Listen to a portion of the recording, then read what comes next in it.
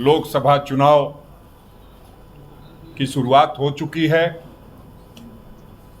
इस निमित्त हम लोगों के घोषणा पत्र की भी बात आप सबों के सामने आ चुकी है और निश्चित रूप से चुनाव है तो हमें रोज इस तरह से मिलना होगा, आपसे बात करनी होगी, आपके माध्यम से सभी लोगों तक जो आम आदमी है उस तक अपनी बात पहुंचानी होगी। हम लोगों का घोषणा पत्र जारी होने के बाद आपने देखा है कि किस तरह से प्रधानमंत्री जी बौखलाहट में अनाप शनाप अनर्गल बयानबाजी, अनर्गल भाषण दे करके कहीं न कहीं अपने आप को केंद्र बिंदु में रखना चाहते हैं। जनता से वो पूरी तरह से नकारे जा चुके हैं। अपने 10 साल के कार्यकाल के बारे में बताने को उनके पास कुछ भी नहीं है। इसलिए वो कांग्रेस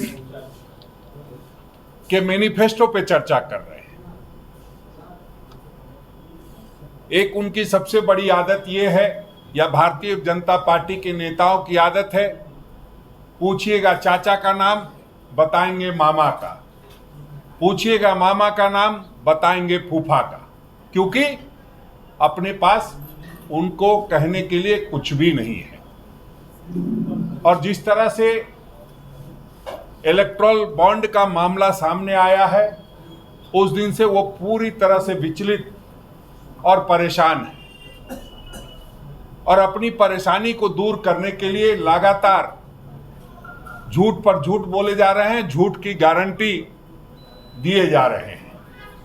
सर्वे कराया है या जो सरकारी माध्यम से सारी बातें उन तक आती है, उनको बताया गया है कि आप इस बार पूरे 123 सीट जो है आपके कम आ रहे हैं और उस वजह से वो बहुत परेशान दिख रहे हैं और लगातार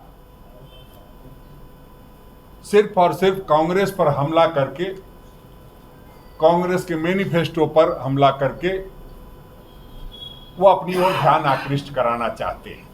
उन्होंने लगातार लोगों से, युवाओं से, नारी से, पिछड़ों से, अगरों से, दलितों से, आदिवासियों से, अल्पसंख्यकों से, सबसे लगातार मुलाकात की और उसका जो निचोड़ आया, उससे जो सारी बातें कलेक्ट हुई, उन सबको कांग्रेस पार्टी ने अपने मैनिफेस्टो के रूप में उतारा है।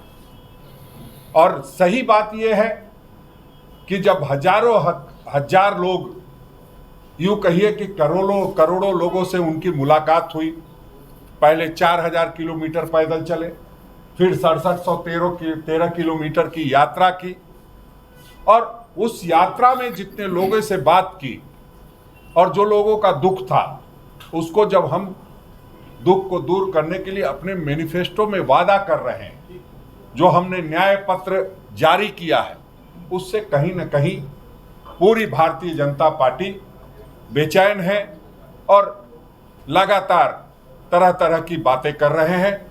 मैं उनकी बातों पर नहीं जाऊंगा। हम लोग चुनाव के मुहाने पे खड़े हैं।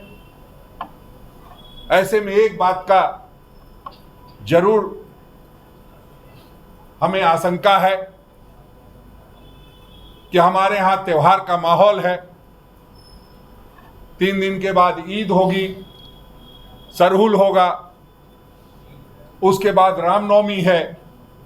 लोगों के मन में एक डर बैठा हुआ है कि चुनाव है, कहीं चुनाव में अपने ध्रुवीकरण के फायदे को उठाने के लिए तरह तरह की साजिश करके कहीं मतों का ध्रुवीकरण नहीं कराया जाए।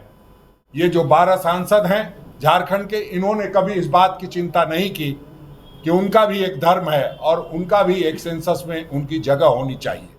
कहा गया था हाईकोर्ट की तरफ से तीन